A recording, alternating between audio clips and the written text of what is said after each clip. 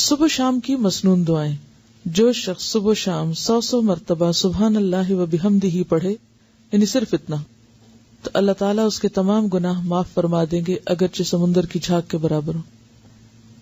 اس کی عادت کیسے ڈال سکتے ہیں آپ؟ کیونکہ مصروف ہے نا سب، تو اتنا وقت تو نہیں ہوگا کہ جا نماز پہ بیٹھ کے 100 دفعہ پڑھ کے پھر اٹھیں. کوئی ایک خاص کام جو آپ کو روز کرنا ہے، تو اس خاص کام کے ساتھ آپ ایک خاص ذکر جو ہے وہ اپنا باندھ لیں. ایک تو ہے نا کہ ہر وقت کوئی بھی ذکر آپ کریں، لیکن یہ جو مخصوص اذکار بتائے گئے مخصوص اوقات میں کرنے کے، تو ان کا فائدہ جب ہی ہوتا ہے جب ہم ان کو اوقات کی پابندی کے ساتھ کرتے ہیں. اور اصل میں اس کے پیچھے حکمت بھی یہی ہے وقت بتانے کی، کہ پھر انسان اس میں مس نہیں کرتا.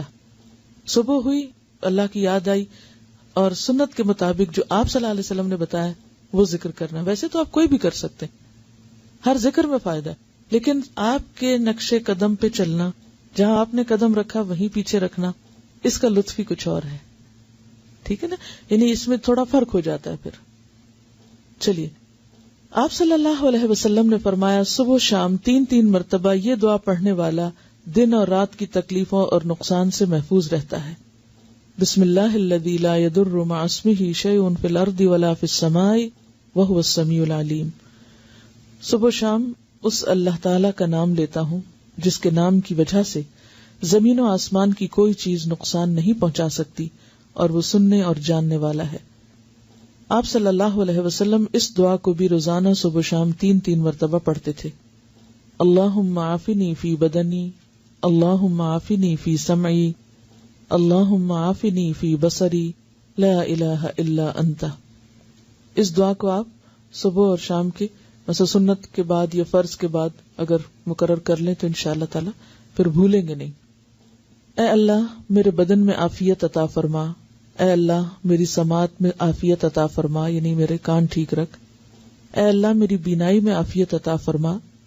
آپ کے سوا کوئی بھی معبود نہیں ہے، کیونکہ انسان کی جسمانی صحت اس کی عبادت کے لیے، اس کے کام کاج کے لیے، فرائض کی ادائیگی کے لیے بہت ضروری ہے. تو آپ صلی اللہ علیہ وسلم 3 بار صبح اور شام یہ پڑھتے تھے. اب ویسے تو آپ ایک بار بھی پڑھ سکتے ہیں، لیکن اصل سنت کیا ہے؟ پھر 3 بار پڑھنا.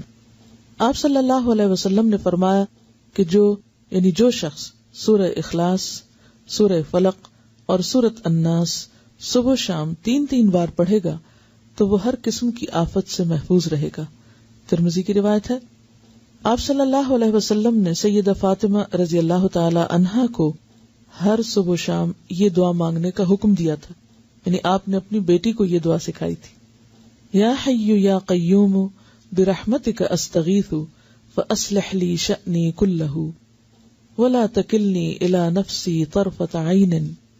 اے ہمیشہ زندہ اور قائم رہنے والے، آپ ہی کی رحمت کا واسطہ دے کر فریاد کرتا ہوں کہ میرے سب کاموں کو درست کر دیں اور مجھے میرے نفس کی طرف پلک جھپکنے کی دیر کے لیے بھی حوالے نہ کریں.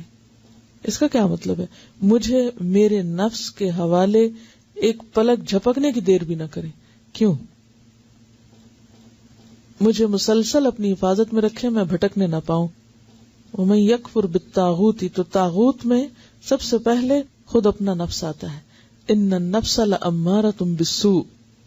اور اگر انسان اپنے نفس کی باتیں ماننے لگ جاتا تو کبھی بھی پھر وہ اللہ کی بات نہیں ماننے دیتا. تو انسان نفس کے حوالے ہوا نہیں اور پھسلا نہیں اور گیا نہیں. ٹھیک ہے، تو اس لیے یہ دعا بھی بہت اہم ہے اور بہت ضروری ہے. تو نفس کے حوالے ہونے کا مطلب کیا ہے؟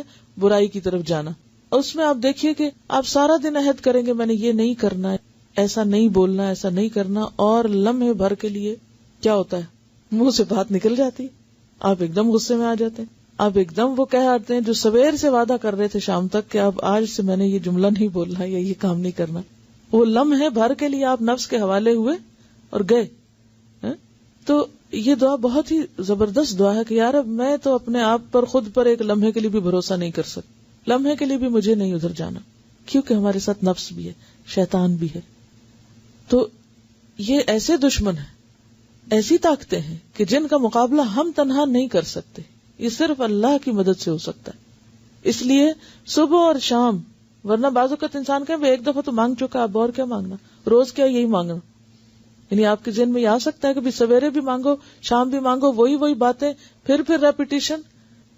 اس ریپیٹیشن کی ہر سویر کو ضرورت ہے اور ہر شام کو ضرورت ہے کہ ہم بھولنے والے ہیں. پھر سید الاستغفار.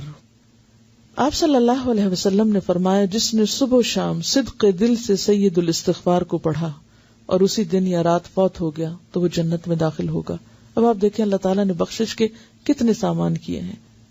ایک چیز کر لو، دوسری کر لو، تیسری کر لو. یعنی یہی اس کی رحمت ہے کہ اس نے چھوڑا نہیں بھٹکنے کے لیے، یا اللہ بندوں پہ ظلم نہیں کرتا. لیکن اگر بندے خود ہی غفلت کے شکار رہیں اور کسی بھی چیز سے فائدہ نہ اٹھائیں تو پھر جبر نہیں کرتا اللہ تعالیٰ.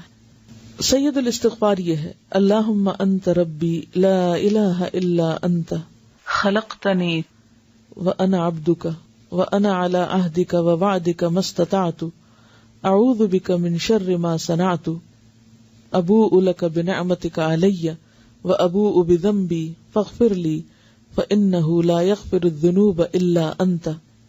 اے اللہ، آپ ہی میرے رب ہیں، آپ کے سوا کوئی عبادت کے لائق نہیں.